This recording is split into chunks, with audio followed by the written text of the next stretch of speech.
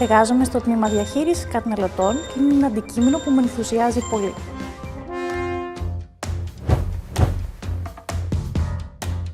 Η ικανοποίηση του ευχαριστημένου καταναλωτή.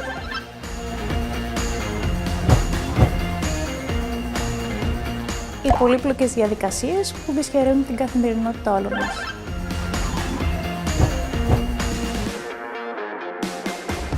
Ο ζήλος, η ευελιξία και η υπευθυνότητα.